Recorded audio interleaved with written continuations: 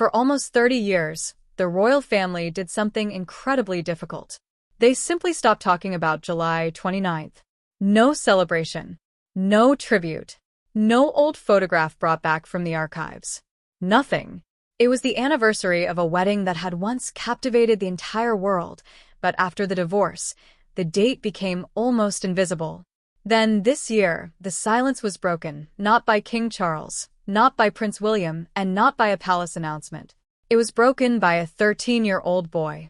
The evening before the anniversary, Prince George walked quietly into a garden carrying something small in his hand. Nobody expected what he was about to do. And when his family saw it, the emotion reportedly became impossible to hide. Because George wasn't simply carrying a flower. He was carrying a piece of royal history back to the woman who had been missing from his life since before he was born. To understand why this moment matters, you have to understand the date.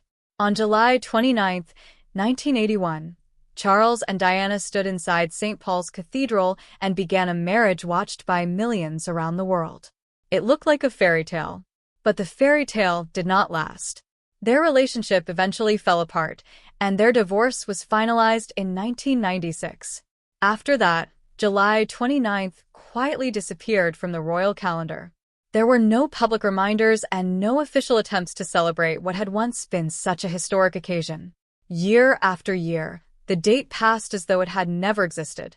Nearly 3 decades of silence can become a tradition of its own. Nobody needs to write down the rule. Everyone simply knows what not to say. But George did not grow up with that same history. He was born years after Diana had died. He never heard her laugh in person. He never held her hand. He never had a childhood memory of sitting beside her. His grandmother existed only through photographs, old recordings, family stories, and the reaction on his father's face whenever Diana was mentioned. To George, she was someone he had inherited rather than someone he had known. And yet, somehow, he appeared to understand that her story mattered. Then came the flower. It was myrtle. To most people, it might look like an ordinary green plant. Inside the royal family, it carries more than a century of meaning.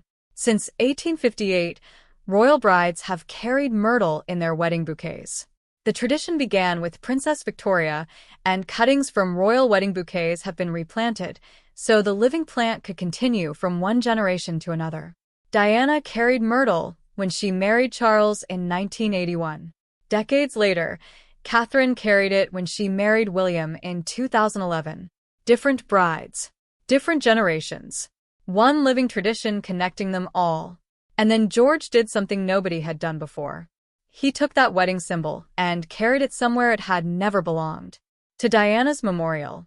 The sunken garden at Kensington Palace became a place where Diana's memory could remain alive. Her statue stands there as a permanent reminder of the woman she was, not simply the princess she became. But for years, the world of Diana's wedding and the world of Diana's memorial remained separate. One represented the beginning of her public life as Charles's wife. The other represented the woman remembered after her life had ended. George quietly connected the two. A flower that once symbolized a royal marriage was placed in a garden dedicated to the woman behind that marriage. And suddenly, the meaning changed. It was no longer just about Charles and Diana. It was about a grandmother and the grandson who never got the chance to know her. Imagine being George.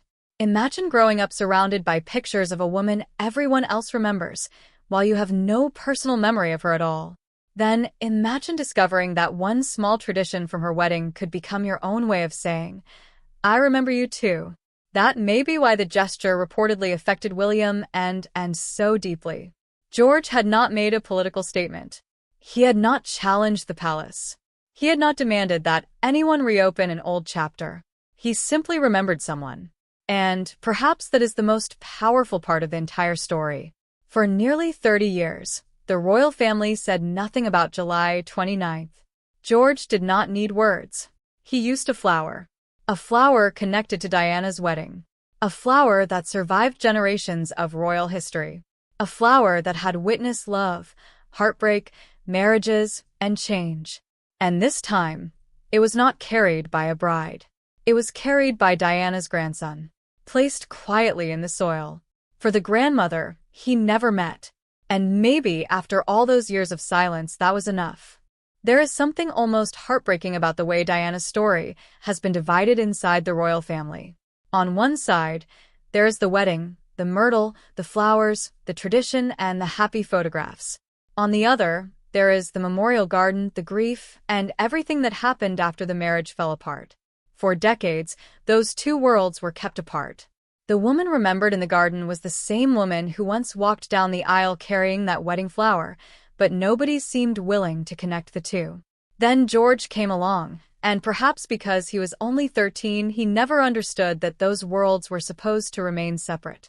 So how did a sprig of royal wedding myrtle end up in the hands of Diana's grandson, just days before the anniversary nobody was supposed to mention? There is no official palace statement confirming every detail, and that is important to say. But according to reports, the myrtle came from a private garden at Kensington Palace. It was grown from the same royal line connected to the historic plant traditionally used for royal weddings. Normally, this precious myrtle is associated with brides. Not memorials, not graves, not mourning. Yet somehow, a cutting was approved. That small decision may have been the first important moment in the entire story. Someone had to agree to cut the flower. Someone had to understand why it was being requested. And someone could easily have said, "This is wedding myrtle. Are you sure?" But apparently nobody stopped it. Somewhere inside the palace, a quiet yes was given. Then there was William. According to the same account, George's interest began weeks earlier when he saw an old photograph of Diana on her wedding day. He looked at the picture and asked his father a simple question. What was she holding? It sounds like an ordinary question from a curious boy. But for William, it could not have felt ordinary. His son was looking at a photograph of the mother he lost and asking about the very flower she carried when her life was still taking a completely different path. William was only 15 when Diana died. He had to walk behind his mother's coffin through the streets of London while millions watched. He was still a child, yet the world expected him to remain calm and composed. That kind of grief does not simply disappear. It becomes part of who a person is. William has rarely needed grand speeches to show how much Diana still matters to him. He has usually kept her memory private, protecting it from the constant attention that followed her during her life. So when George asked about the flower, William reportedly helped him obtain one. But William could not have known what his son would eventually do with it. And this is where Princess Anne enters the story. For years, Anne has often been described as serious, practical, and almost impossible to impress. But there is a difference between being unemotional and being private. Anne grew up inside the traditions that most people only see from the outside. She understands what the symbols mean. She knows why certain flowers, jewels, ceremonies, and old customs carry emotional weight. That is why George's gesture may have meant something very different to her. According to the reported account, on the evening of July 28th, George entered the sunken garden with a protection officer. He went toward Diana's statue and knelt there briefly. There were no cameras, no announcement, no crowd waiting for a royal moment.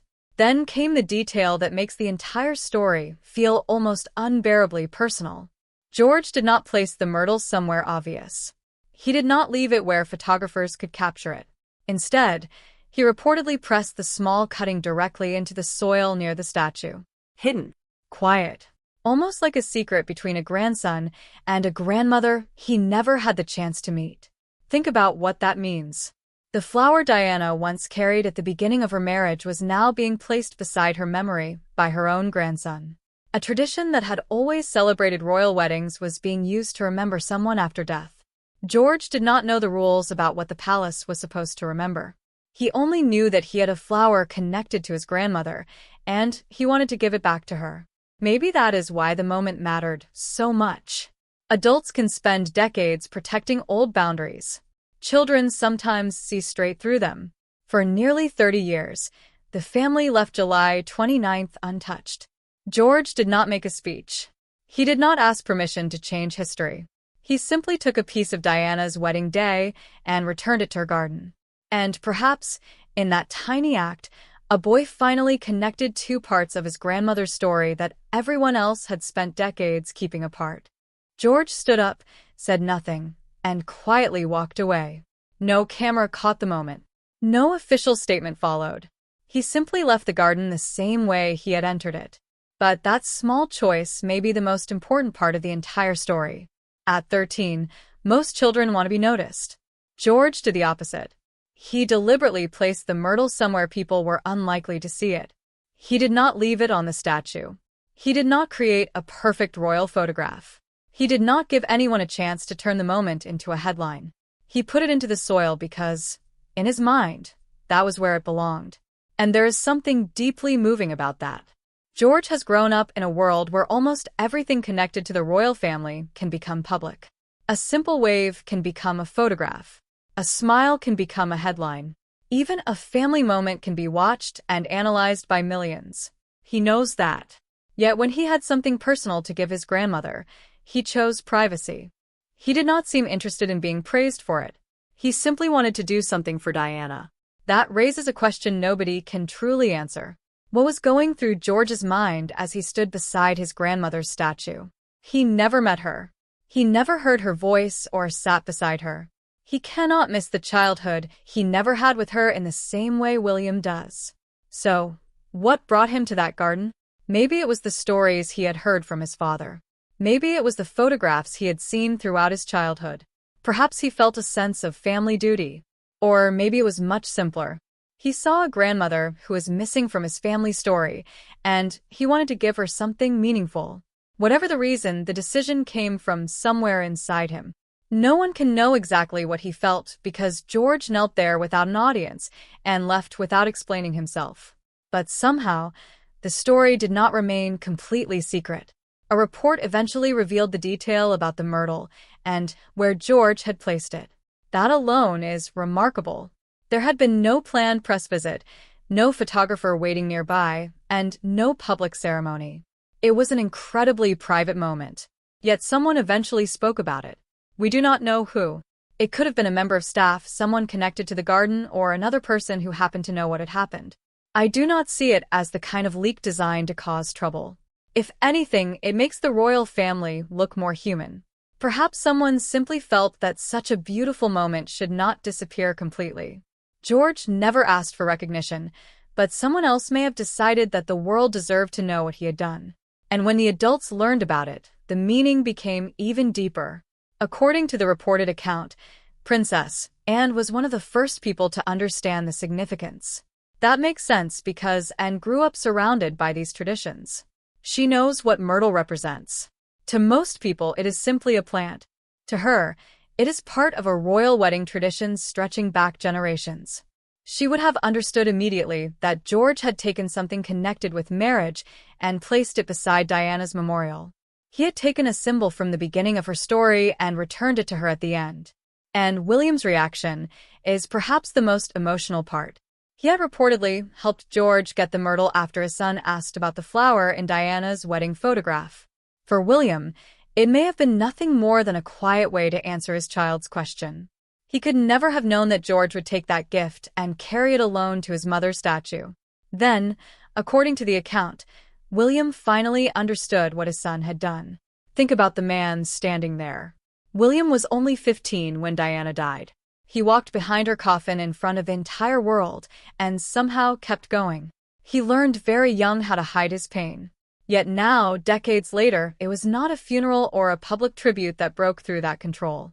It was his own son placing a small piece of Diana's wedding tradition into the ground. Because William has lived with one painful fear for years, that Diana would slowly become distant to the next generation. He remembers her. His children do not. Time naturally creates that distance.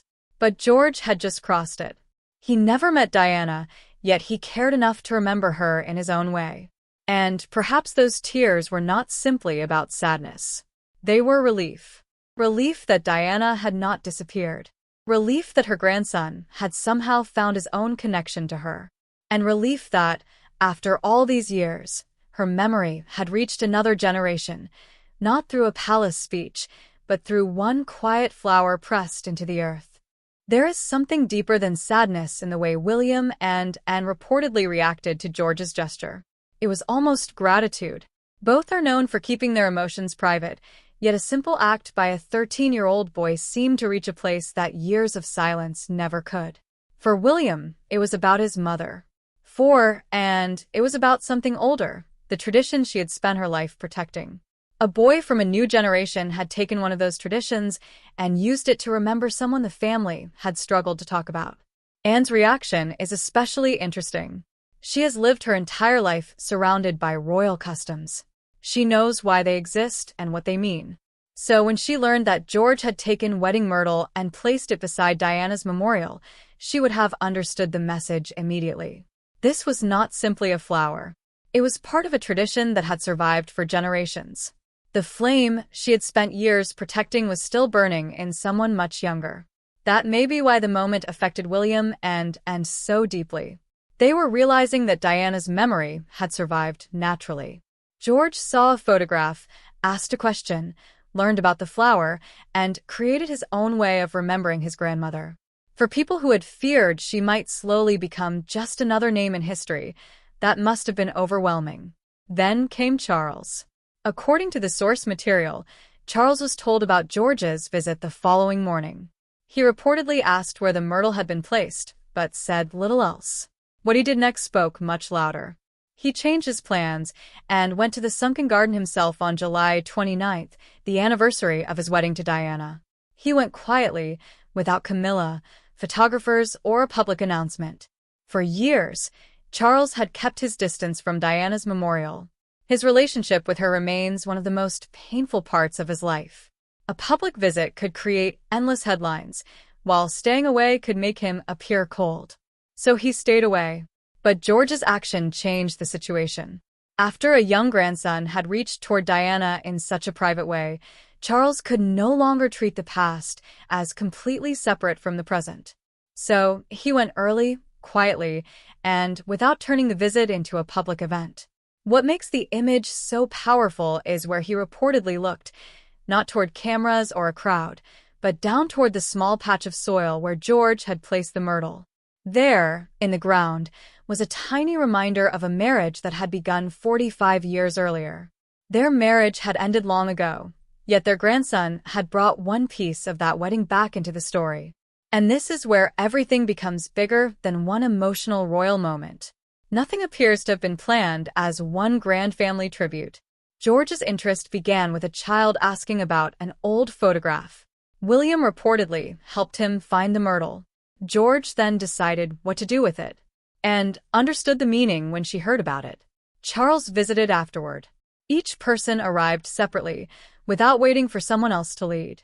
That is what makes the story feel different from the usual royal ceremony. Royal events are normally carefully planned, with schedules, photographers, official statements, and people making sure everything happens at the right time. But this story is almost the opposite. George's gesture was private. William answered his son. Anne's emotion was not meant for cameras. Charles's visit was quiet and personal. For once, the family was feeling it away from the public. And perhaps George's action tells us something about Diana's future place in the family. The older generation has often treated her memory carefully, almost as if it were something that needed to be controlled. Her story carries too much history and too much pain. George may represent something different. He does not need to manage Diana's memory. He can simply remember her as his grandmother. He never met her or had childhood memories of her, yet he still found something meaningful to do. He took a flower connected to her wedding and placed it beside her memorial without asking anyone to notice. Maybe that is the real turning point. For decades, Diana's memory was surrounded by silence and complicated history. But a 13-year-old boy crossed that distance without making a speech. He simply remembered her. Perhaps her place in the family will also live through small moments that are private, honest, and human. A boy who never knew his grandmother chose to remember her. And sometimes, one small act can say more than 30 years of silence ever could. What this story really shows is that the royal family may never have truly moved past July 29th. For nearly 30 years, they simply stopped talking about it. But silence does not always mean healing. Sometimes, the pain is still there, hidden beneath years of avoiding the subject. And perhaps it only took someone young enough not to know the old rules to bring it back into the light. That person was George, just 13 years old, carrying a small piece of his grandmother's wedding day after seeing an old photograph and asking his father about the flower in her hands. The most powerful part is the connection between Diana and that flower. When Diana married Charles, myrtle was part of her wedding bouquet. At the time, it was simply one small detail among thousands surrounding one of the most famous weddings in the world. She could never have imagined that 45 years later, her grandson would take a cutting from that same royal tradition and place it beside her memorial. She carried the flower into a marriage. George carried it back to her. The same plant, the same family. Two completely different moments. And that is where the meaning becomes almost impossible to ignore. Myrtle has long been associated with love, marriage, and lasting life because it stays green through the seasons. But Charles and Diana's marriage did not last. It ended in divorce, and Diana's life ended tragically years later. At first, it seems as if the flower's promise failed. The marriage did not survive. The love between husband and wife did not remain intact. But maybe the tradition was never really about the marriage. Maybe the love simply moved somewhere else. It survived through William, who still carries his mother's memory. It survived through the stories told to her grandchildren. And then, somehow, it appeared in George, a boy who never met Diana but still felt that she mattered enough to remember. The marriage ended, but the connection between grandmother and grandson continued across a generation she never lived to see. That changes the way you look at the palace's long silence. For decades, the family may have believed they were allowing a painful chapter to fade away. But you cannot make something disappear simply by refusing to mention it. The memory remains. The emotions remain. They wait quietly until someone is willing to reach for them. George did not make a speech about Diana. He did not demand that the palace recognize the anniversary. He did not stand in front of cameras. He simply took a flower and placed it near her memorial. And perhaps that small act said more than any official tribute could have said. For years, the institution treated July 29th as a date best left alone. George treated it as a day worth remembering. That difference may tell us something about the future. The next generation may not carry Diana's memory as a political problem or a difficult royal chapter. They may simply remember her as family, a grandmother, a woman they never had the chance to know. And maybe that is the most beautiful part of all. After decades of silence, it took a 13-year-old boy and one small flower to remind everyone that some memories do not disappear. They simply wait for someone brave enough to touch them again.